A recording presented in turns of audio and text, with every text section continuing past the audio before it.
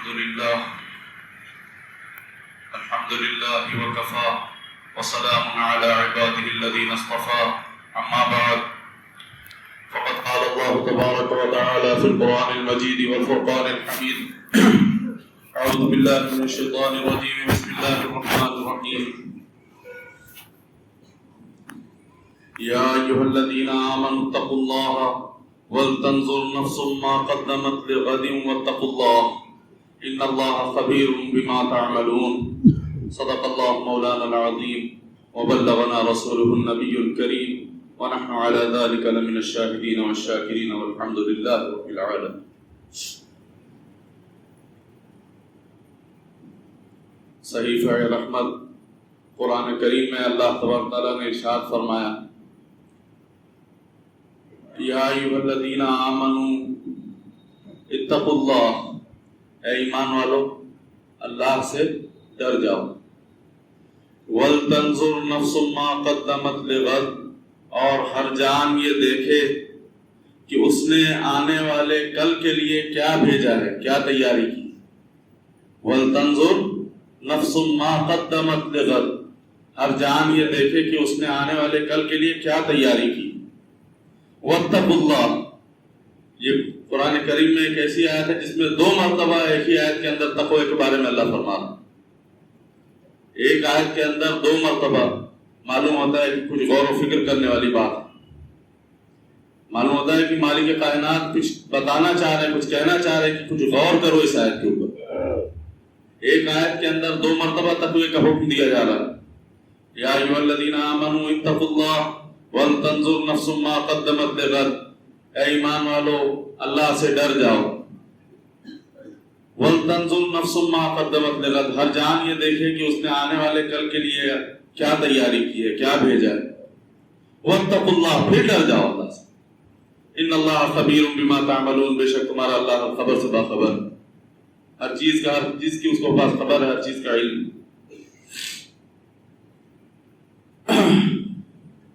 تقویٰ کیا ہے؟ تقویٰ کسے کہتے ہیں؟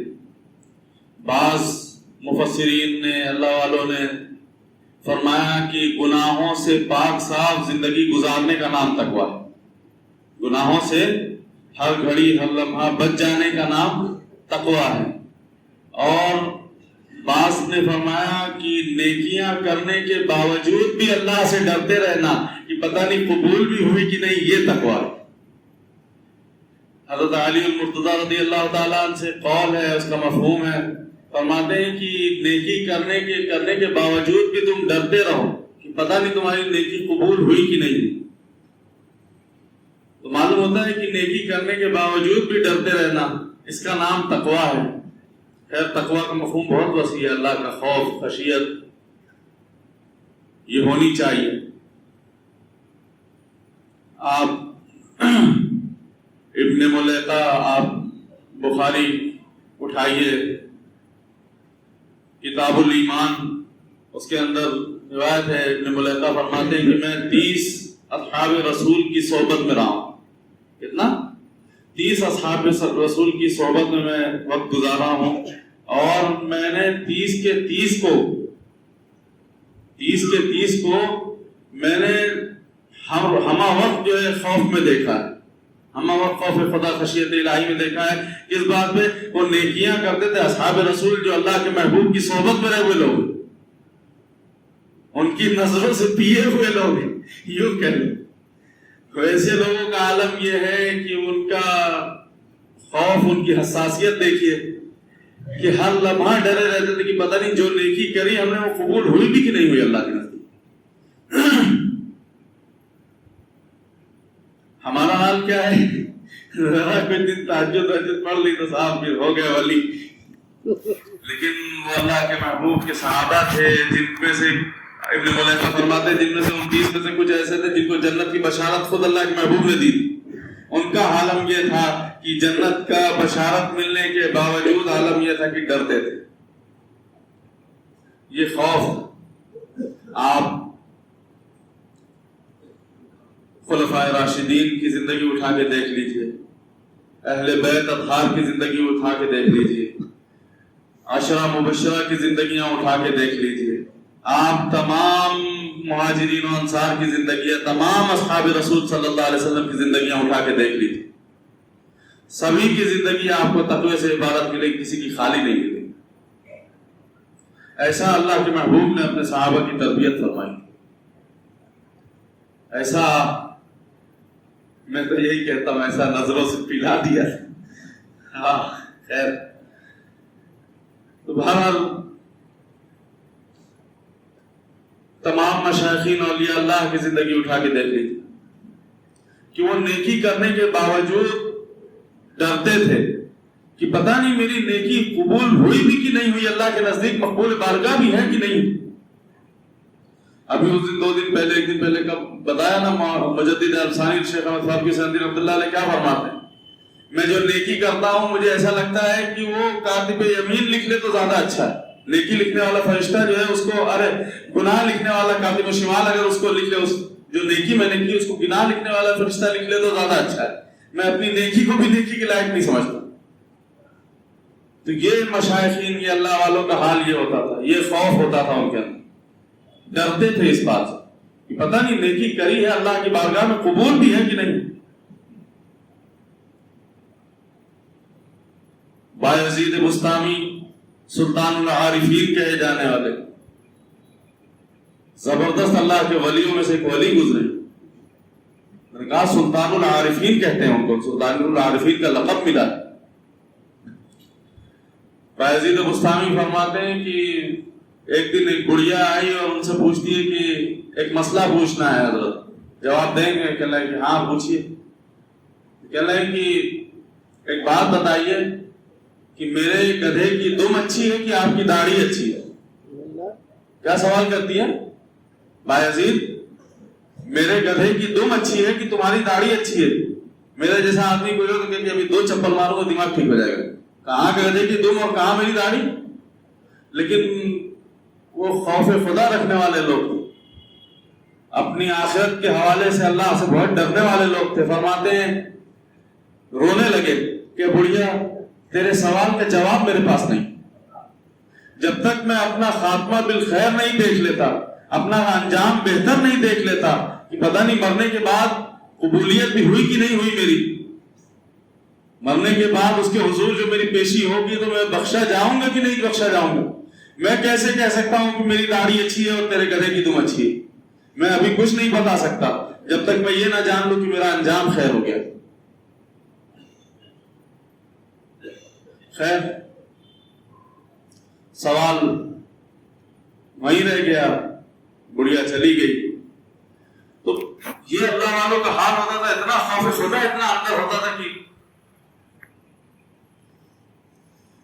بعد میں ایک دن خواب میں پھر ملے بایزید بسطامی رحمۃ اللہ علیہ کا، کچھ دن بعد انتقال ہو گیا۔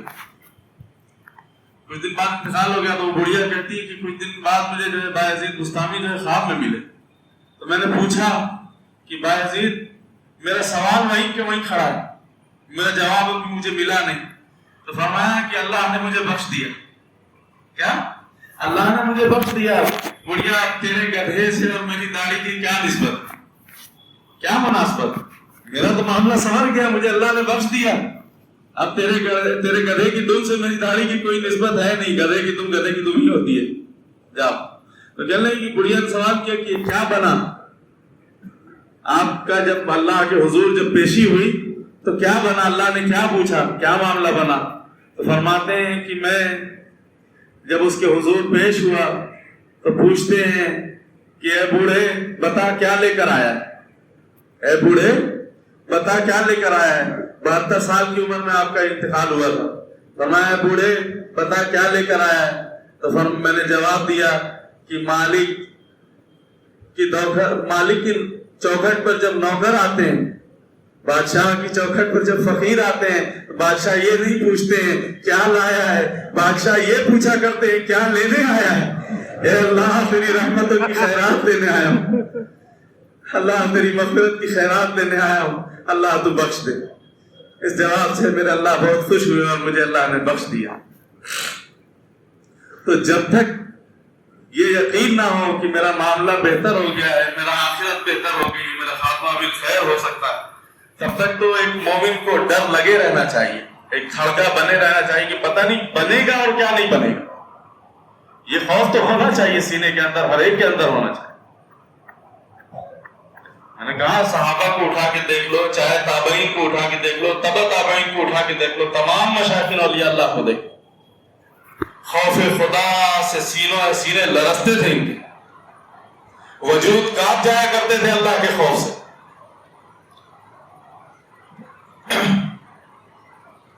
تو پوچھا کہ تقویٰ کیا ہے؟ تقویٰ کیا ہے؟ قام احبار رضی اللہ تعالیٰ عنہ، ان سے لوگوں نے پوچھا کہ حضرت آپ بتائیے تقویٰ کیا ہے؟ چونکہ وہ پہلے بھی دوسرے مذہب میں رہ چکے تھے، بہت آخر میں ایمان لے کے آئے تھے، بہت آخر میں اسلام قبول کیا تھا، پہلے یہود اور مسلک میں رہ چکے تھے. تو ان سے لوگوں نے پوچھا کہ آپ تو پرانی کتابوں کے بھی عالم ہیں، پرانی کتابوں کا بھی آپ کو علم ہے، آپ بتائیے کہ ان نبیوں کے نزدیک تقویٰ کیا تھا اور تقویٰ کیا ہے؟ آپ نے یہاں اسلام کا بھی، ہمارے نبی کا بھی مطالعہ کیا ہے، آپ بتائیں حضرت تقویٰ کیا ہے؟ تو انہوں نے بہت خوبصورت جواب دیا، بڑے سادے لہجوں میں سمجھایا. فرماتے ہیں کہ تمہارا کسی ایسی وادی سے گزر ہوا ہے جس وادی میں جو خاردار وادی ہو، جہاں خوب کانٹے اور تھوڑا، مطلب اکثر کوئی وادی ہوتی ہے نا جس میں کانٹے بہت لگے ہوتے ہیں، زمینوں میں کانٹے نکلے ہوتے ہیں. فرمایا تمہارے کسی ایسی وادی سے گزران ہوا ہے جہاں پہ خاردار جھاڑیاں ہوں اور کانٹے لگے ہوں؟ تو فرمایا کہ جی ہوا ہے. کیسے گزرتے؟ فرمایا ہم اپنے دامن کو یوں ایسے سمیٹ کے بچتے بچاتے وہاں سے گزرتے ہیں، اپنے دامن کو سمیٹ کے بچتے بچاتے ہوئے گزرتے ہیں. فرمایا کہ تقویٰ بھی یہی اسی کا نام ہے بیٹا، دنیا میں ایسے رہو کہ دنیا کی تمہارے جو گندگیاں ہیں وہ تمہارے دامن پہ نہ لگے، تم اس سے بچتے بچاتے نکل جاؤ. نہیں سمجھ؟ دنیا میں رہتے ہوئے ایسے گزرو کہ دنیا کی جو گندگیاں، دنیا کی جو نحوست ہے وہ تمہارے اوپر نہ لگے، تم اس سے بچتے بچاتے اللہ کی یاد میں اللہ کو راضی کرتے ہوئے نکل جاؤ. یہی تقویٰ. امام مجدد الثانی شیخ احمد فاروقی سندی رحمۃ اللہ علیہ فرماتے ہیں کہ صوفی قائم بھی ہوتا ہے، صوفی بائن بھی ہوتا ہے.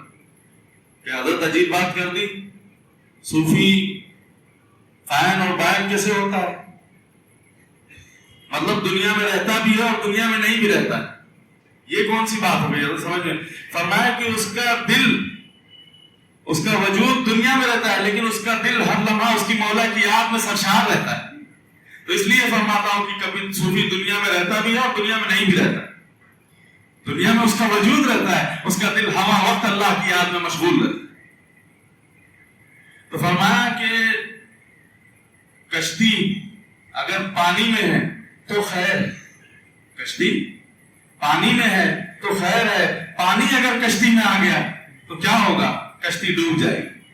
فرمایا دنیا کی مثال، تمہاری مثال ایسی ہے، دنیا میں ایسے رہو جس طرح سے کشتی پانی میں رہتی، جس طرح سے کشتی پانی میں رہتی ہے. پانی کشتی میں آ گیا تو ڈوب جاؤ گے. تم دنیا میں ایسے رہو کہ تم دنیا میں رہو، دنیا تمہارے اندر آ گئی تم ہلاک و برباد ہو جاؤ گے. امام نعیم ابو اصفہانی رحمۃ اللہ علیہ فرماتے ہیں من نظر الى الدنیا نظر الحب اخرج اللہ تعالی من قلبه نور الیقین والزہد.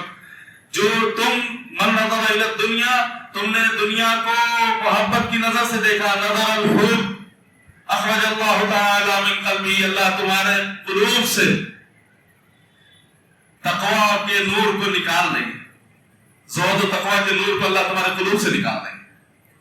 امام نعیم ابو الاصفہانی رحمۃ اللہ علیہ فرماتے ہیں، حلیہ میں ان کی بڑی معروف کتاب، فرمایا دنیا میں ایسے رہو کہ دنیا تمہارے اندر نہ رہے، تم دنیا میں رہو. دیکھیے ہمارا دین ہم سے یہ نہیں کہتا، دین کا مطمع نظر یہ نہیں ہے کہ ترک دنیا کیا جائے، بلکہ دین کا مطمع نظر یہ ہے کہ غرق دنیا نہ ہوا جائے. ترک دنیا نہیں کرنا ہے، ترک دنیا میں رہنا ہے، اللہ نے بنائی ہے ہمارے لیے. یہاں رہنا ہے تو لازم ہے کہ پیٹ پالنا ہے، اپنے آل اولاد کا پلانا کا ٹھکانا ہے، تو محنت بھی کرنا ہے، مزدوری بھی کرنا ہے، سب کرنا ہے. لیکن کیسے؟ قلوب کو مالک کی یاد کے ساتھ لگا کے، ہاتھوں پیروں کو لگا دو دوسرے کام. دل جس کا ہے اس کے لیے اس کو دے دو، دل جس کا ہے، جس کا گھر ہے، اس کی یاد اس کو لگا دو، اس کام میں اس کو لگا دو، بیکار کے کام میں دل کو مت لگاؤ۔ تو فرمایا کہ دنیا میں ایسے رہو۔ ایک صحابی آئے سرکار دو عالم کے پاس، بڑی تکلیف، بڑی اذیت، بڑی پریشانی، بہت تکلیف میں تھے بیچارے۔ آئے تو محبوب خدا سرکار دو عالم نے پہچان لیا، اس کو دیکھ کے اس کی حالت کیفیت کو پہچان لیا۔ تو پوچھتے ہیں حضور کہ تو نے کوئی دعا مانگی ہے کیا؟ تو نے کوئی دعا مانگی ہے؟ تو فرمایا کہ ہاں یا رسول اللہ، میں نے دعا مانگی کہ اللہ آخرت کی جتنی تکلیفیں ہیں اے اللہ، وہ ساری تکلیفیں اور سارا غم مجھے یہاں دنیا میں دے دے، آخرت میں آخرت کے غم اور آخرت کی تکلیف سے بچا لے۔ بظاہر صحابہ بیٹھے تھے، بڑا خوش ہوئے کہ بڑی اچھی دعا مانگی، اور یا رسول اللہ اسی کی وجہ سے دنیا میں اتنی مصیبت آتی ہے، اتنی پریشانی، اتنی تکلیف ہے کہ بس آپ کے سامنے بیٹھا ہوں، آپ تو حال دیکھ رہے ہیں۔ فرمایا کہ اچھا۔ صحابہ بڑا خوش ہوئے کہ بہت بڑی بات کر گیا بھائی، بڑی آخرت کی اس کو فکر ہے۔ حضور کا چہرہ عجیب ہو گیا۔ فرمایا تو نے یہ کیوں نہیں کہا ربنا آتنا فی الدنیا حسنہ، اے اللہ میری دنیا بھی بہترین کر دے، اور فی الآخرت حسنہ، میری آخرت کو بھی خوبصورت کر، اچھا بنا دے، تو نے یہ دعا کیوں نہیں مانگی؟ تو فرمایا کہ مومن کی زندگی دنیا بھی اچھی ہونی چاہیے اور آخرت بھی ہونی چاہیے، لیکن آخرت دنیا کے نقطۂ نظر پہ نہیں ہونی چاہیے، آخرت کی نظر پہ ہونی چاہیے، آخرت اس لیول کی ہونی چاہیے، محنت دنیا میں رہتے ہوئے آخرت کی اس لیول کی محنت کرنی چاہیے کہ آخرت اچھی ہو جائے، لیکن دنیا کو بھی خراب مت کرو، دنیا کو برباد مت کرو۔ دنیا اللہ نے بنائی تمہارے لیے، کماؤ اچھے سے اچھا رہو، لیکن اللہ کی یاد کے ساتھ۔ آخرت برباد کر کے دنیا اچھی مت بناؤ۔ آج ہمارا حال یہ کہ ہم آخرت کا آپ ہی نہیں جانتے، دنیا میں اتنا بری طریقے سے ملوث ہو گئے، اللہ رحم فرمائے،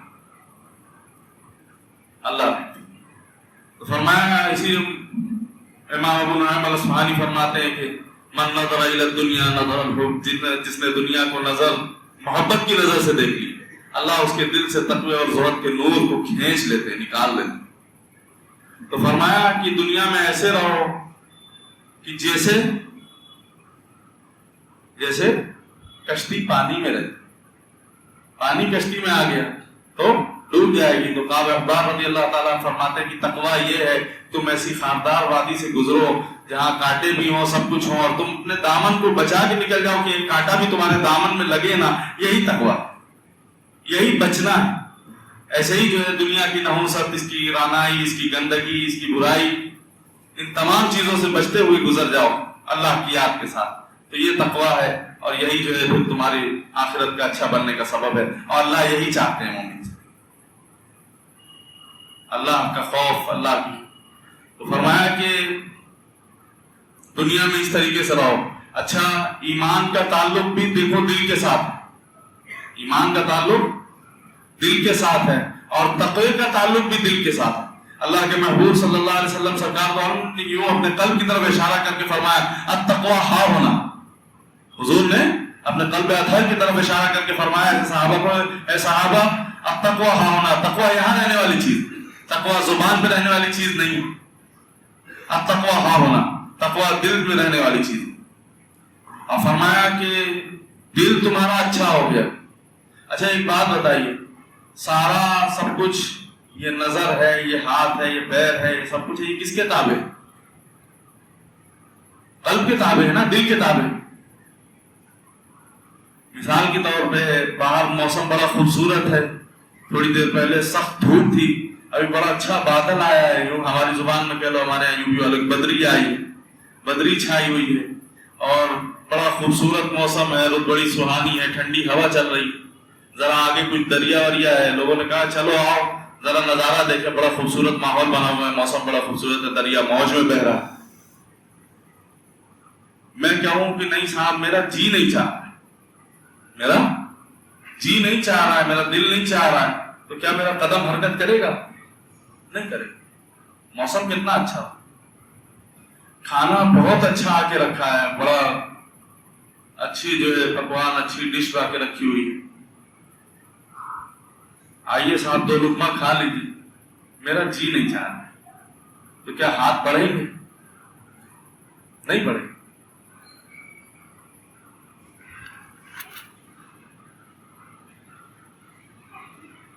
کہتے ہیں نا کہ قوس و قزح کی رنگینیاں اور دنک کی شوخیاں دل لبھا رہی ہوں انسان، بڑا اچھی مجلس، بڑا اچھا نظارہ کہیں لگا ہو، بڑا چکمک کہیں ہو، یوں کہہ لو تم کو سمجھ میں نہیں آیا قوس و قزح کی رنگینیاں، ساری چیزیں لگی ہوئی ہیں، اور چلو ذرا نظارہ دیکھیں۔ میں کہوں صاحب میرا جی نہیں چاہ رہا ہے تو میری آنکھیں حرکت نہیں کریں گی، میری آنکھیں جنبش نہیں کریں گی، ہلیں گی نہیں ادھر سے ادھر، کہ ذرا ادھر پلٹ کے دیکھ تو لو کیا ہو رہا ہے، میرا جی نہیں چاہ رہا میں کیوں دیکھوں؟ معلوم ہے میرا دل نہیں چاہ رہا ہے تو میں وہ کام نہیں کروں۔ تو فرمایا کہ اعضائے بدنیاں تمہارے سب کچھ، یہ سارا سب کچھ تمہارے قلب کے حوالے، تمہارے دل کے حوالے، اور اگر تمہارا دل رحمان کا نوکر بن گیا، حضور علیہ السلام کی محبت میں سرشار ہو گیا، تب تو خیر ہے، اور یہی دل اگر شیطان کے ہتھے چڑھ گیا تو پھر شیطان جیسا چاہے گا ویسا دل کرے گا، اور دل جیسا چاہے گا ویسا پھر اعضائے بدنیاں تمہارے کام کرے گا۔ نہیں سمجھ؟ اگر یہ دل شیطان کے ہتھے دے دیے، شیطان کے حوالے دے دیا، ہوتا کیا ہے؟ پھر شیطان جیسا چاہتا ہے دل ویسا کام، ویسی خیال پیدا ہوتا ہے، پھر دل جیسا چاہتا ہے ویسا ہاتھ پیر کام کرتے ہیں، پھر گناہ ہوتے ہیں، اور پتہ نہیں کیا پھر بندہ کرتا ہے۔ اس لیے فرمایا کہ اس دل کو رحمان کا نوکر بناؤ، اللہ کا نوکر بناؤ، اس دل کو اللہ کی محبت سے بھرو، اس کے غیر کو خالی کرو، تاکہ ان کی محبت آ جائے، ان کا پیار حاصل ہو جائے، وہ آ جائے۔ قلب المومن مثل عرش اللہ، قلب المومن مثل بیت اللہ، اللہ کا گھر۔ مومن کا قلب اللہ کا گھر ہوتا ہے، مومن کا قلب مثل عرش اللہ ہے، اللہ کا عرش۔ اور جب یہ اللہ کا نوکر ہو جائے گا، اللہ کی غلامی، اللہ کی محبت میں لگ جائے گا، اللہ کے محبوب کے محبت سے سرشار ہو جائے گا، پھر کیا ہوگا؟ نظریں اٹھیں گی تو اچھی اور خیر کے لیے اٹھیں گی، زبانیں کھلیں گی تو اللہ اللہ کے محبوب کا ذکر ہوگا، آپ کے ہاتھ اٹھیں گے تو کسی یتیم، کسی مسکین، کسی بے سہارا کے سر پہ شفیق بن کے رکھیں گے، آپ کے قدم ہوں گے اللہ کا گھر ہوگا یا مصلی ہوگا یا کسی خیر کام کے لیے ہوگا۔ تو فرمایا دل کو جس کا ہے اس کے حوالے کرو، شیطان کے حوالے مت کرو، یہ اچھا ہو جائے گا، سب اچھا ہو جائے گا۔ علامہ اقبال فرماتے ہیں خودی کا نشیمن تیرے دل میں، کیا؟ خودی کا نشیمن تیرے دل میں ہے، جس طرح سے فلک آنکھ کے دل میں۔ نہیں سمجھ میں؟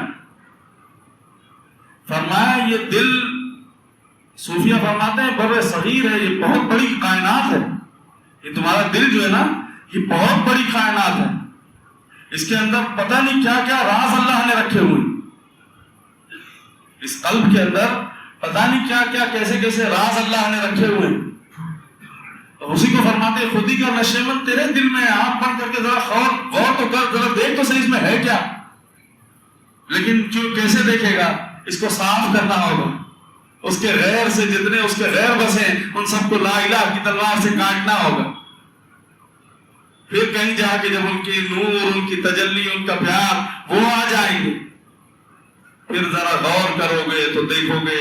اب فرماتے ہیں کہ دل کو پھیلاؤ تو یہ کائنات کی شکل بنتی ہے، اور اس کو موڑ دو۔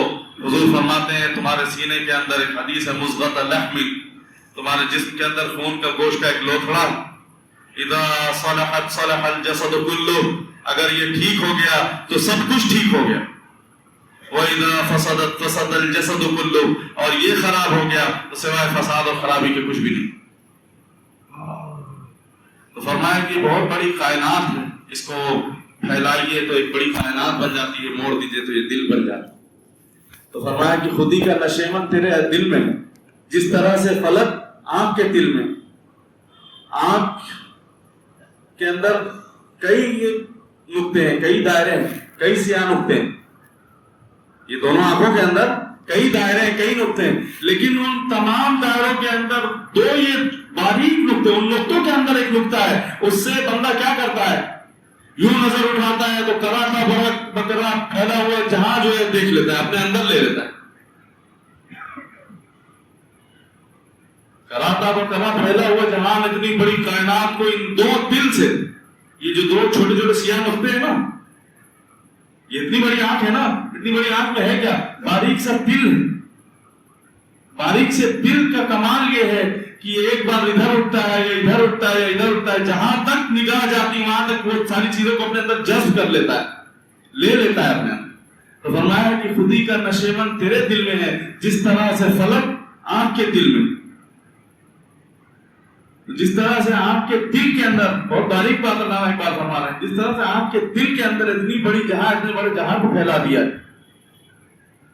اسی طریقے سے خودی کا نشیمن تیرے دل میں. اپنے دل پہ غور کر بندے، اپنے دل میں اللہ کا خوف، اللہ کا خشیت پیدا کر، تقوی حاصل کر، پھر دیکھ تماشا کیا ہے.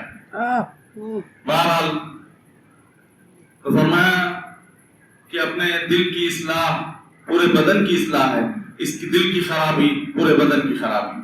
تو دل کو سنوار لو کہ یہ بہت بڑی کائنات ہے، یہ بہت بڑا جو ہے اللہ کا گھر ہے، یہی تو ہے، باقی ہے کیا؟ یہ اچھا ہو گیا تو سب اچھا ہے، یہ خراب ہو گیا تو سب خراب ہے. بہرحال خیر، علامہ اقبال فرماتے ہیں کہ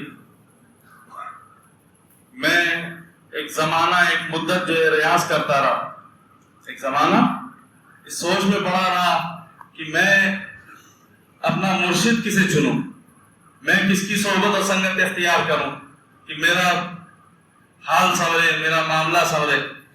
تو کہتے ہیں کہ میں ایک شعر لکھتے ہیں، فرماتے ہیں اسی کشمکش میں گزری میری زندگی کی راتیں، اسی کشمکش میں گزری میری زندگی کی راتیں، کبھی سوز و ساز رومی، کبھی پیچ و تاب راضی. میں سوچتا تھا کہ مولانا جلال الدین رومی رحمۃ اللہ علیہ کو اپنا پیر بناؤ، اپنا مرشد بناؤ، کہ علامہ فخر الدین رازی کو اپنا پیر بناؤ. فخر الدین رازی تفسیر کے بہت بڑے امام، دلائل کا انبار لگا دیتے تھے، بہت مطلب بات کرنے میں ایک وزن ہوتا تھا.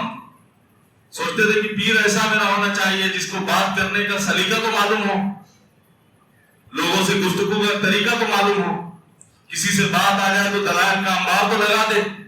میرا پیر ویسا ہونا چاہیے.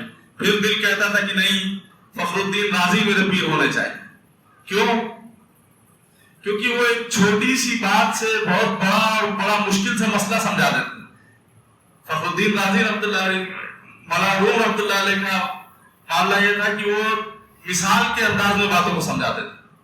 مثال اس وجہ سے دی جاتی ہے کہ کوئی مشکل مسئلہ ہوتا ہے، کوئی بات ہوتی ہے تو اس کو سلجھانے کے لیے، آسانی سے سمجھا دینے کے لیے لوگ مثال دے دیتے ہیں.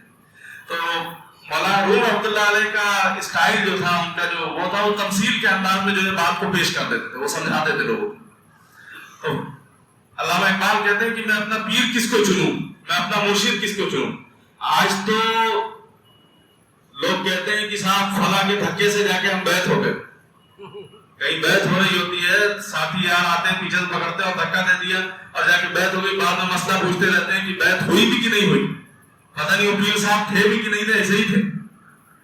تو فرماتے ہیں کہ کہیں اگر بیعت کرنا ہو، کسی کو دل دینا ہو تو تحقیق ضرور کر لو. دل اس کو دو جو دل بھر ہو، جو دل بھر ہی نہ ہو اسے دل دینے کا فائدہ کیا. تو فرمایا کہ تحقیق پہلے ہے، تحقیق پہلے ہے، تحقیق کر لو اور بیعت ہونے کے بعد پھر تحقیق کرو گے تو وہ تحقیق گمراہی. تحقیق مقدم ہے، پہلے کر لو اور بیعت کرنے کے بعد اب تحقیق کر رہے ہو تو وہ گمراہی بن جاتی ہے، پھر وہ خرابی بن جاتی ہے. اس لیے تحقیق کرنا چاہیے. کبھی کہیں بیعت ہونا، کسی اللہ والے سے تعلق، آپ تو ماشاءاللہ سب ہیں، بہت سے ایسے بھی لوگ بیٹھے. بات اس لیے کر رہا ہوں کہ آپ سوچیں گے کہ ہم تو بیعت بہادت یوٹیوب بول رہے، بہت سے ایسے بھی ہیں جو نہیں ہیں بیعت، بہت سے ایسے باہر لوگ بیٹھے بات کر رہا ہوں. بہرحال تو تحقیق مقدم ہے، اس کو کر لینا چاہیے. بہرحال خیر، تو فرمایا کہ اسی کشمکش میں گزری میری زندگی کی راتیں، کبھی سوز و ساز رومی، کبھی پیچ و تاب راضی. میں سوچتا تھا کہ فخر الدین رازی کو چنوں اپنا پیر، کہ ملا جلال الدین رومی کو چنوں. فرماتے ہیں کہ نہ مہرہ باقی ہے نہ مہرہ بازی، نہ مہرہ باقی ہے نہ مہرہ بازی، جیتا ہے رومی ہارا ہے راضی۔ میں نے امام مولانا روم رحمۃ اللہ علیہ کو اپنا پیر چن لیا کہ وہ بھاری سے بھاری مسئلے کو بہت آسانی سے سمجھا دیتے ہیں، اور ایک جاہل سے جاہل بندہ بھی جو ان کے مسئلے کو، ان کی بات کو بڑے آسان سے سمجھ جاتا ہے۔ اس آیت کریمہ کا مفہوم جو میں نے ابھی پڑھا ہے، یا ایھا الذین آمنوا اتقوا اللہ، اے ایمان والو اللہ سے ڈر جاؤ، ولتنظر نفس ما قدمت لغد، ہر جان یہ دیکھے کہ اس نے آنے والے کل کے لیے کیا تیاری کی ہے۔ مولانا روم رحمۃ اللہ علیہ اس کو بڑے خوبصورت مثال کے اندر اس آیت کو سمجھاتے ہیں، اس آیت کو بڑی خوبصورت تفصیل کے ساتھ سمجھاتے ہیں۔ مولانا روم رحمۃ اللہ علیہ فرماتے ہیں، ایک واقعہ لکھتے ہیں، مثال لکھتے ہیں، کہتے ہیں کہ جزیرہ مصر میں، جزیرہ مصر میں عرب میں وہ تھا، جزیرہ تھا، ٹاپو کہہ لیجیے، آئی لینڈ کہہ لیجیے، وہاں پہ ایک جزیرہ تھا۔ تو اس جزیرے کے لوگوں کی جو عادت ہوتی تھی کہ ہر سال وہ اپنا ہر سال کی پہلی تاریخ میں وہ ایک بادشاہ چنتے تھے، اپنا سال کی پہلی تاریخ میں ایک بادشاہ جاتے تھے جزیرے کے کنارے اور ایک بادشاہ چن کر لاتے تھے، اور بادشاہ جب لے کے آتے تھے وہ، تو اس بادشاہ کو ایک سال تک تخت پر اپنا بادشاہ بناتے تھے، اس کی خوب خدمت کرتے تھے، خوب اس کی عیاشی کراتے تھے، بس ان کا وہ مذہب تھا، مزاج تھا، اس کو ایک سال تک خوب عیش دیتے تھے، اور سب کرنے کے بعد جب سال کی آخر تاریخ آتی تھی تو اسی جزیرے کے پیچھے ایک بڑا بھیانک جنگل تھا، جہاں بہت سے موذی جانور تھے، جان لیوا جانور پڑے ہوئے تھے۔ اس جنگل پہ دلدل تھا، پتہ نہیں کیا کیا، اس جنگل میں لے کے آ کے چھوڑ آتے تھے، اور پھر شیر تھے، بگیاڑ تھے، اس کو جو ہے اس شخص کو کھا جاتا۔ کوئی مطلب جو اس جنگل میں گیا اس جنگل سے کبھی واپس نکل کے کوئی آیا نہیں۔ بہرحال تو ان کی یہ عادت تھی، اب ہر سال یہی کرتے تھے، جو آتا اس کو تخت پہ بیٹھاتے اور بڑی عزت دیتے، گارڈ آف آنر پیش کرتے، بڑا ادب و احترام کرتے، اور جو آنے والا آتا وہ سال بھر پورے عیش میں بیٹھا رہتا، ایک دم مزے میں بیٹھتا، یہ لا وہ لا، اپنی عیاشی کا سامان کرتا، سب کرتا سال بھر بیٹھ کے، اور سال کی آخری تاریخ کو اس کو زنجیر میں باندھ کر وہ کہتا مجھے نہیں جانا، کہ چلنا تو پڑے گا، اصول تو اصول ہمارا، گھسیٹ کر لے جا کے اس کو اس جنگل میں پھینک دیتے۔ فرمایا کہ جب سال کی آخری تاریخ آئی، جو بادشاہ تھا اس کو لے جا کے پھینکا، اب یہ جزیرے کے کنارے آئے، کون؟ بستی والے، پورے جزیرے والے جزیرے کے کنارے آئے، کہ جو پہلا شخص ان کو باہری کوئی ملتا تھا، اندر کا کوئی نہیں بناتے تھے، یہ باہری لوگوں کو بادشاہ بناتے تھے، تو جزیرے میں جو پہلا شخص ان کو باہر سے کہیں سے کوئی کشتی آتی تھی یا کوئی آتی، جو پہلا شخص ان کو مل جاتا تھا بس اس کو اٹھا کے یہ اپنے تخت پر، بادشاہ کے تخت پر بٹھا دیتے۔ یہ گئے جزیرے پہ کھڑے ہوئے تو دیکھا کہ ایک شخص کشتی سے اترا، اور کشتی سے جیسے ہی اترا اس کو انہوں نے لپک لیا، کہہ رہا ہے کہ تو ہمارا بادشاہ آج سے، تو کہہ رہا ہے کہ میں تاجر آدمی ہوں، میں کہاں کا بادشاہ بھائی؟ کہہ رہا ہے کہ نہیں، ہمارا اصول ہے کہ ہمیں جو پہلا شخص سال کی پہلی تاریخ میں ملتا ہے ہم اسے اپنا بادشاہ بناتے ہیں۔ کہہ رہا ہے کہ نہیں، یہ کہ اب تو تم ہمارے ہاتھ لگ گئے ہو، نہیں کرو ہاں کرو وہ پرواہ نہیں، اب تو تمہارے ہمارے ہاتھ لگ گئے ہو، تم کو ہمارا بادشاہ بننا ہے۔ ٹھیک صاحب چلو۔ تو کہہ رہے ہیں کہ دیکھو ہمارا اصول یہ ہے، تم سال بھر تخت پہ رہو گے، جیسے چاہو ویسے رہو، خوب آرام سے رہو، لیکن سال کی آخری تاریخ آئے گی، ہم تمہیں اسی کے پیچھے ایک بہت بھیانک جنگل ہے جہاں شیر بھی ہے، ہاتھی بھی ہے، بگیاڑ بھی ہے، اژدہا بھی ہے، سب ہم اس کے اندر لے کے آ کے تمہیں سال کی آخری تاریخ میں پھینک دیں گے۔ میں نہیں بننا تیرا بادشاہ اچھا، کہہ رہے اب تو یہ اصول ہے، بننا تو پڑے گا۔ جگڑ لیا، اس کو پکڑ لیا اچھے سے، یہ بھی سوچ رہا ہے کہ چاروں طرف سے گھر گیا ہوں، جاؤں گا۔ انہوں نے کہا اچھا ایک کام کرو، جو میں بولوں گا وہ کرو گے، جو میں بات کروں گا وہ تم کرو گے؟ کہہ رہے کہ تمہاری ساری بات مانیں گے، بس اس قانون میں تو ترمیم نہیں کر سکتا، اس قانون کے اندر، ہمارا جو قانون ہے اس کے اندر تو چینج نہیں لا سکتا، باقی تو جو بولے گا ہم تو سب کچھ کریں گے، تو جو کھانے کو مانگے گا، تو جو عیش کو مانگے گا، تو جو کہے گا سارا تیرے پیر دبائیں گے، تیرے ہاتھ دبائیں گے، تجھے بادشاہ کی طرح ٹریٹ کریں گے۔ کہہ رہے ٹھیک ہے، میں قانون نہیں بدلتا، چلو۔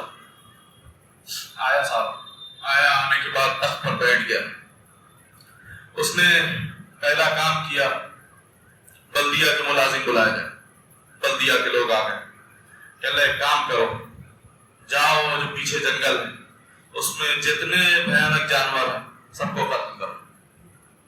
وہ جو جنگل ہے پیچھے اس میں جاؤ اور جانے کے بعد سارے جانوروں کو قتل کرو. معمار کے گروہ کو بلایا کہ جاؤ اس میں جا کے جو ہے اس کی جھاڑیوں کو صاف کرو، اس کے کانٹوں کو درختوں کو نکالو، اس میں ایک بہترین محل بناؤ. مالی کے گروہ کو بلایا جاؤ اس جنگل میں جا کر بہترین پھلدار پھولدار اشجار لگاؤ، درخت لگاؤ. اور برابر سال بھر جو ہے پوری نگرانی کرتا رہا، واچنگ کرتا رہا اور کام کراتا رہا. سال بھر رپورٹنگ لیتا رہا کہ کیا کیا کیا نہیں کیا. پانی کے چشمے بناؤ، کنواں کھودو، سب اس میں کرتے رہو، کام کرو. سب کو لگا دیا کام، لوگ کام کر رہے ہیں. اور جب سال کی تاریخ پوری ہوئی تو یہ آئے اور کہہ رہے ہیں زنجیریں لے کے آئے کہ بادشاہ سلامت چلیے. تو یہ کہتا ہے کہ مجھے گھسیٹ کر مت لے کے جاؤ. کیوں؟ اب وہ جنگل نہیں رہا، اب وہ ایک بہترین عالیشان ایک باغ بن گئی تھی. اب اس کے سانپوں کے بلوں کو بند کر دیا گیا، شیر اور اسدے اور جو کچھ تھے ہاتھی اور موذی جانور سب کو قتل کر دیا گیا.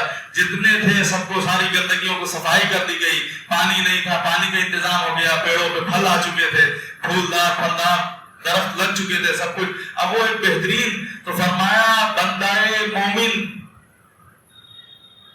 مومن اس دنیا میں اسی طرح سے رہتا ہے. اس دنیا کے تخت پر بیٹھ کر اللہ کی اطاعت، اللہ کے محبوب کی اطاعت کر کے، اللہ کو راضی کر کے اپنے اعمال کے ذریعے اپنے قبر کے کیڑے مکوڑوں کو، سانپ اور بچھوؤں کو مارتا رہتا ہے، ان کے بلوں کو بند کرتا ہے. اور جب اس کے جانے کا وقت آتا ہے تو وہ قبر ایک بھیانک منظر نامہ نہیں بلکہ روضۃ من ریاض الجنہ بنی ہوتی. اور بندہ کافر، بندہ منافق اس دنیا کے تخت پر بیٹھ کر اس کی لذتوں سے متمتع ہوتا رہتا ہے، اس کی لذتوں سے فائدہ لیتا رہتا ہے، مزہ لیتا رہتا ہے. اور کل اس کی قبر اور اس کا جو کچھ ہوتا ہے سب جہنم کا ایندھن بن جاتا ہے. وہی جنگل کا حال ہوتا ہے کہ اٹھا کے لے جا کے جنگل میں پھینک دیا جاتا ہے. تو فرمایا مولانا روم رحمۃ اللہ علیہ اس آیت کی تمثیل یہی سمجھاتے ہیں کہ وَلْتَنْظُرْ نَفْسٌ مَا قَدَّمَتْ لِغَدٍ. تم یہ دیکھو کہ تم جو آئے ہو اس دنیا میں، تم آگے کے لیے کیا تیاریاں کر رہے ہو. جس طرح سے وہ بادشاہ آیا سال بھر کے لیے تخت پر بیٹھا، اور بیٹھنے کے بعد اس نے جو ہے کام کو کرنا شروع کر دیا. اچھا مجھے ایک بات بتاؤ، 60 سال کی زندگی ہو ہماری، آج کل عموماً 60 سال 70 سال، بہت کوئی جی گیا تو 80-90 سال.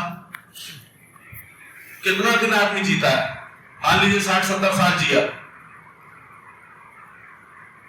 60-70 سال کی زندگی میں آپ کتنے دن اچھا دیکھو، ایک دن میں ہم کیا کچھ کرتے ہیں.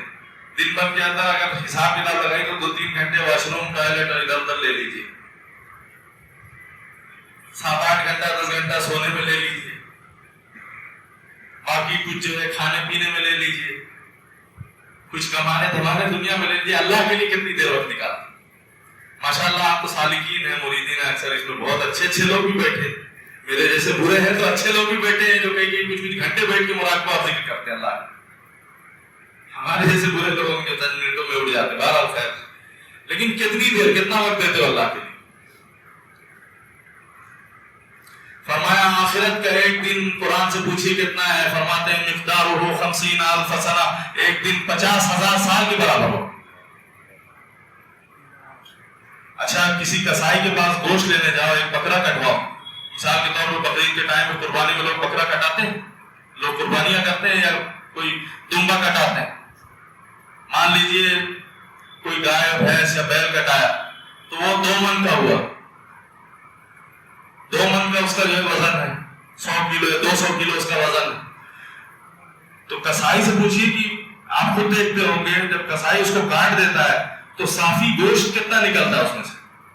صافی گوشت 100 کلو نکلے گا. 200 کلو کا ہوگا تو صافی گوشت 100 کلو 100 کلو گوشت نکلے گا جو آپ کھائیں گے.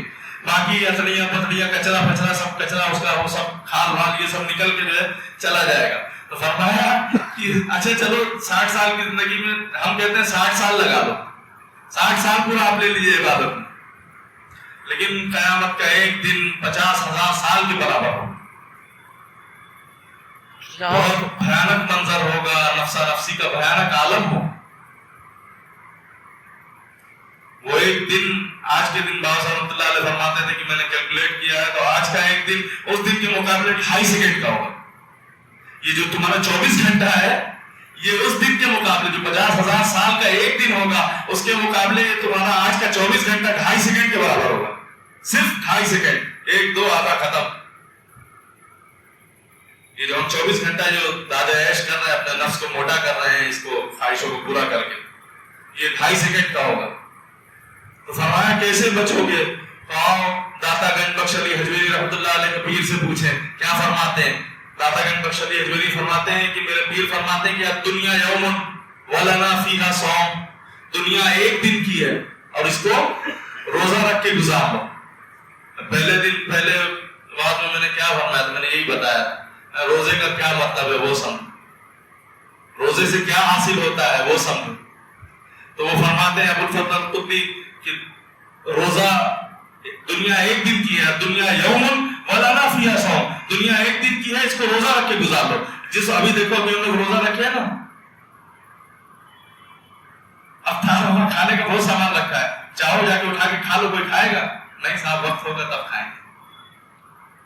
پیاس لگی ہے خود میری, حالانکہ اس ٹائم سوکھی ہوئی ہے, منہ چٹچٹا رہا ہے. آپ سب کی بھی ہوئی ہوگی جو باہر بیچارے اور دھوپ میں رہے ہوں گے, ان کا حالت سخت شدت کی گرمی, سخت حلق سوکھ کے کاٹا ہوئی ہے, منہ سوکھ رہا ہے, اس کے باوجود آپ وضو بناتے ہوں گے تو احتیاط کرتے ہوں کہیں کوئی خطرہ حلق کے اندر نہ چلا جائے. پانی کرتے ہیں کہ نہیں کرتے؟ ارے کرو پانی نہیں بہکانے والا نہیں نا پی لے بھائی, ہے روزہ صاحب بول نہیں رہے, ایسا لگ رہا ہے کچھ لوگ گڑبڑ کی. خیر اس میں بھی آدمی احتیاط کرتا ہے, ڈرتا ہے, بچتا ہے کہ خطرہ بھی نہ چلا جائے. تو وہی فرماتے ہیں شیخ ابو الفتح القطبی کہ الدنیا یوم ولنا فیہا صوم, جس طریقے سے تم روزہ رکھ کے گزارتے ہو دن کو, اسی طریقے سے اپنی پوری زندگی کو گزار لے جاؤ. جس چیزوں سے کیا مطلب, جن کاموں کو اللہ نے تمہارے اوپر حرام کر دیا ہے, اپنی نظروں کی حفاظت کرو. نظر کو بھٹکاؤ گے یہ اللہ کو پسند نہیں.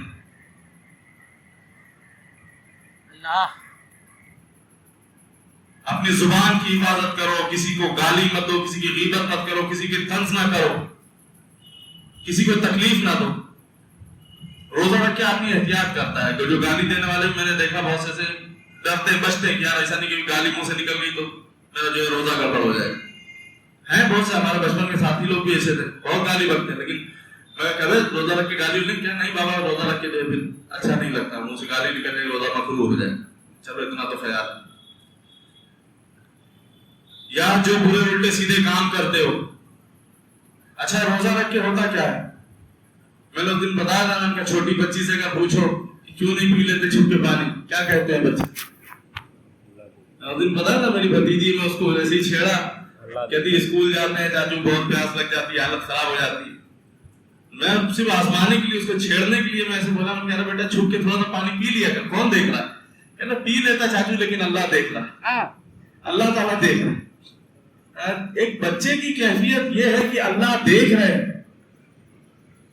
تو پھر معلوم ہوتا ہے کہ جو صوفیہ, جو اولیاء اللہ مراقبوں سے جس چیز کو حاصل کرتے ہیں, جس یقین کو اپنے اندر, اپنے سینوں کے اندر جذب کرتے ہیں, وہ میل کی طرح رمضان میں برس رہی ہے, جھا جھم برس رہی ہے کہ ایک چھوٹے بچے کے اندر یہ کیفیت ہے کہ اللہ دیکھ رہے. تو میں پوچھتا ہوں کہ کیا اللہ صرف رمضان میں دیکھ رہے ہیں, یا کیا اللہ صرف روزہ رکھنے کی حالت میں دیکھ رہے ہیں؟ کیا اللہ غیر رمضان نہیں دیکھ رہے ہیں؟ یا اللہ کسی اور موسم میں تمہیں جو نہیں دیکھ رہے ہیں, تمہیں چوری کرتے نہیں دیکھ رہے ہیں, تمہیں جھوٹ بولتے اللہ نہیں دیکھ رہے ہیں, تمہاری نگاہوں کی خیانت کرتے اللہ نہیں دیکھ رہے ہیں, تم تنہائی میں جو الٹے سیدھی حرکتیں کر رہے ہو کیا اللہ نہیں دیکھ رہے ہیں؟ اللہ تو ہر لمحہ دیکھ رہے ہیں.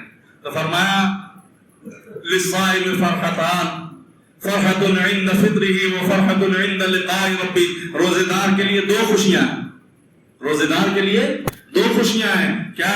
ایک وہ جو وہ روزہ رکھتا ہے, تو ابھی دیکھو ابھی انتظار بھی ہوگا کچھ لوگوں کی افطار لگ رہی ہے, افطار لگ رہی ہے، حلق سوکھ کے کاٹا ہوئی ہے، وہ جو ٹھنڈا میٹھا مشروب جو منہ کو لگ کے حلق سے ذریعے نیچے جاتا ہے، وہ ایک ایک رگ رگ کے بندے کو جب تراوٹ بخشتا ہے تو بندہ منہ سے بولے نہیں بولے اس کا روا روا اللہ کے تشکر میں ڈوب جاتا ہے، اس کا ایک ایک عضو اللہ کا شکر ادا کرتا ہے کہ مالک کیسا بھی تھا دن کٹ گیا میرا، اللہ کیسا بھی تھا، سخت دھوپ تھی، سخت شدت کی گرمی تھی، ہل کاٹا ہو رہی تھی، سوکھ کے سب کچھ، لیکن اللہ کیسا بھی تھا تیرا شکر میرے مولا، تو نے روزہ رکھنے کی ارزانی کی، میرا روزہ گزر گیا، میرا کام ہو گیا الحمدللہ۔ اور وہ ٹھنڈا میٹھا مشروب جو حلق سے جاتا ہے تو ایک عجیب سرور ہوتا ہے، روز کرتے ہیں ماشاءاللہ، سبھی کرتے ہیں، ایک مزہ آتی ہے، ایک لذت آتی ہے۔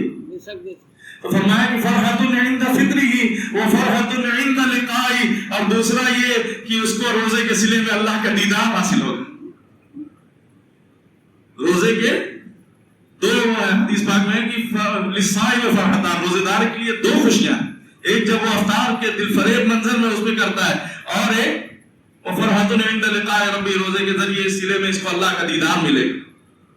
تو فرمایا شیخ ابو الفضل القدلی نے کہ الدنیا یوم ولنا فی صوم، اچھا یہ تو روزہ روزمرہ کا چل رہا ہے، فرمایا کہ جب تمہارے دنیا کا روزہ کھولنے کا وقت آئے گا، نہیں سمجھے، جب مر جاؤ گے تم اور پھر جب وہ آنکھ کھلے گی اور اٹھایا جائے گا ادھر، اس کو فرما رہا ہے کہ جب تمہارا دنیا کا روزہ کھولنے کا وقت آئے گا، اس وقت تو جو روزہ رکھتا ہوگا دنیا میں اور جو زندگی کو ایسے گزارا ہوگا جیسا روزے کو گزارتا ہے، جیسا روزے کو گزارتا ہے، رمضان کی حالت میں روزے کی حالت میں اپنے آپ کو وقت کو گزارتا ہے، ویسے ہی پوری زندگی کو گزار لے۔ کیا مطلب؟ تقویٰ سے، اللہ کے خوف اور اللہ کے خشیت سے، ہر وقت یہ یقین کے ساتھ کہ اللہ دیکھ رہا ہے، اللہ سے ڈرتے ہوئے زندگی گزار لے، تو دنیا کا جب روزہ کھولنے کا وقت آئے گا تو اس کے ساتھ پھر کیا ہوگا؟ فرمایا کہ جنت الفردوس اس کا ٹھکانہ بنے گی، اور پھر وہ اتنا اچھا جنتی جنت میں جانے کے بعد ایک ڈر لگا ہوگا کہ جنت کی جب نعمتوں کو دیکھیں گے تو ان کو یہ ڈر لگے گا کہ موت نہ آ جائے، ان کو یہ ڈر لگا ہوگا کہ موت نہ آ جائے، اور جو دنیا میں روزہ نہیں رکھتے ہوں گے اور ان کا جب آخرت کا روزہ کھولنے کا وقت آئے گا تو فرمایا کہ جب تم یہاں نہیں رکھتے تو ظاہر سی بات ہے کہ جہنم ان کا ٹھکانہ ہے، اور جب جو جہنمی ہوں گے وہ اس امید میں ہوں گے کہ کاش کے موت آ جاتی تو سکون مل جاتا، راحت مل جاتی اس کے عذاب سے، لیکن فرمایا کہ ایک میڑے کی شکل میں لے کے آئیں گے، اور لے کے آ کے موت کو میڑے کی شکل میں لا کے جنتی اور جہنمی دونوں کے سامنے رکھیں گے، جہنمی جہنم سے دیکھ رہے ہوں گے، جنتی جنت سے دیکھ رہے ہوں گے، اور موت کو بھی اس دن ذبح کر دیا جائے گا، موت کو بھی موت آ جائے گی، ہمیشہ ہمیش کے لیے رہو۔ جنتی خوشی سے پاگل ہو جائیں گے کہ اب موت آنی نہیں ہے، اتنی نعمتیں اب ہمیشہ ہمیش کے لیے، اور جہنمیوں کی اور حالت خراب ہو جائے گی کہ اب سڑتے رہو اس کے اندر، بس اللہ بچائے، اللہ معاف فرمائے، اللہ ہم سب کو اہل جنت میں سے کرے، اپنے راضی برضا بندوں والوں جگہ میں سے کرے اللہ۔ بہرحال تو فرمایا جب دنیا کے روزہ کھولنے کا وقت آئے گا تو مومن ڈرتا ہے، اور یہی اسی کو فرما رہے ہیں ابو الفضل القدلی کہ الدنیا یوم ولنا فیہا صوم، دنیا میں ایسے رہو جیسا تم روزہ رکھتے ہو، دنیا ایسے گزار لو جیسا روزہ رکھ کے گزارتے، روزہ رکھ کے اپنی نظروں کی بھی حفاظت کرتا ہے بندہ، غلط کام کا، اچھا روزہ رکھ کے جو شرعی چیز تھی، تمہاری بیوی تمہارے اوپر حلال تھی، اللہ نے فرمایا کہ روزے کی حالت میں اس کے قریب نہیں جانا، روزہ رکھ کے اس کے قریب نہیں جانا، کھانا حلال تھا کھا سکتے تھے، فرمایا نہیں روزہ رکھ کے نہیں کھا سکتے، ٹھنڈا میٹھا مشروب ابھی پڑا ہوا ہے چاہو پی لو، نہیں صاحب کیا ہے روزہ ہے، تو فرمایا جو شرعی چیز ہے اس کو روزہ رکھ کے تم سے روک دیا، روزہ رکنے کا نام ہے، روزے کا مطلب یہی کہ رک جاؤ، تو روزہ ان تمام چیزوں سے جب تم روک سکتے ہیں اپنے آپ کو تو اسی نور کو اپنے سینوں میں جذب کیوں نہیں کر لیتے، کیوں نہیں اسی چیز کو اپنی زندگی میں پھیلا لیتے کہ تمام برائیوں سے بچ جاؤ کہ اللہ دیکھ رہا ہے۔ تو فرمایا یہ تقویٰ ہے، یہی تقویٰ ہے، اور تقویٰ حاصل کر لو، یا ایھا الذین آمنوا اتقوا اللہ ولتنظر نفس ما قدمت لغد واتقوا اللہ، اور پھر اللہ سے ڈر جاؤ، ان اللہ خبیر بما تعملون۔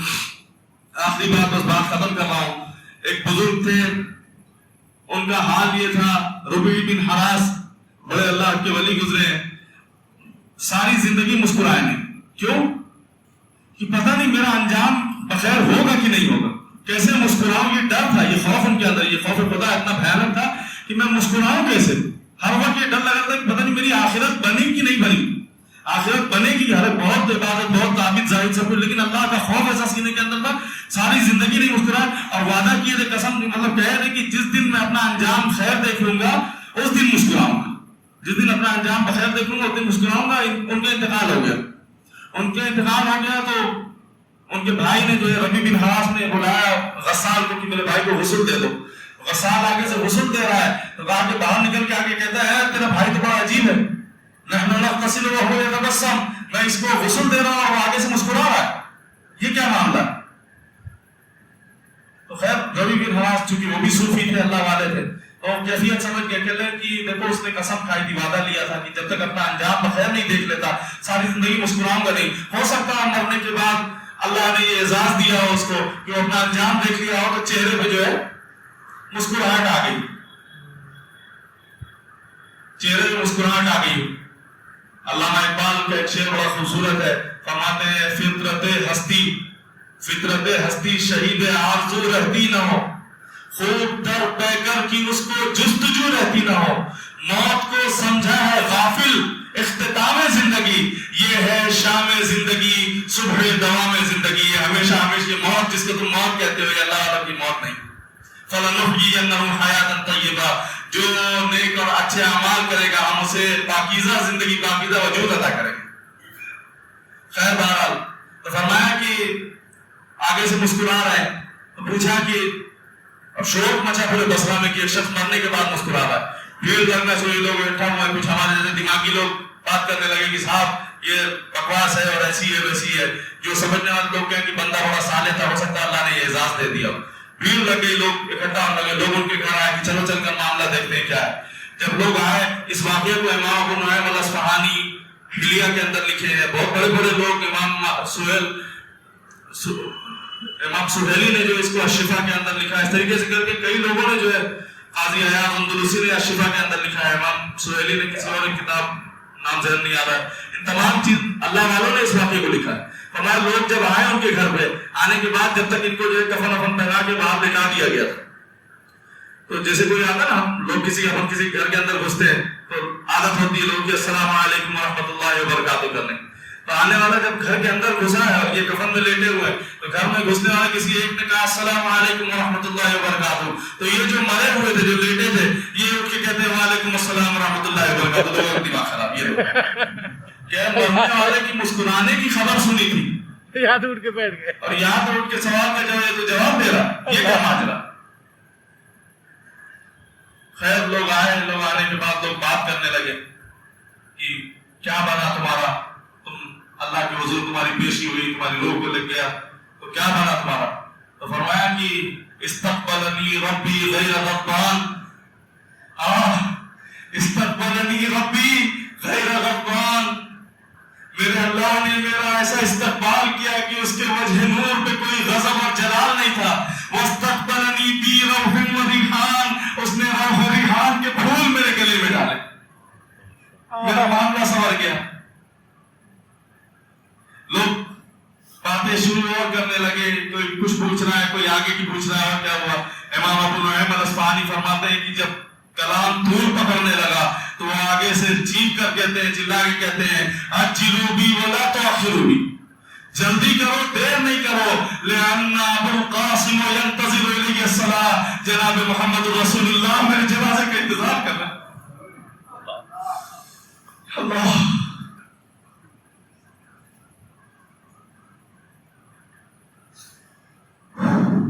عجلوا بی ولا تؤخروا بی، جلدی کرو دیر نہیں، لأن ابو القاسم ينتظر الی الصلاۃ، اللہ کے محبوب میرے جنازے کا انتظار کر، جلدی لے چلو.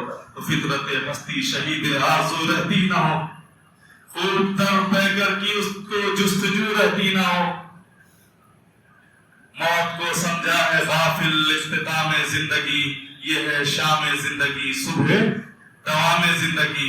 فَلَنُحْيِيَنَّهُ حَيَاةً طَيِّبَةً. اچھا یہ بات سمجھ میں نہیں آتی، اکثر مولوی لوگ دماغ لڑا دیتے یہ کیا بول رہے ہیں.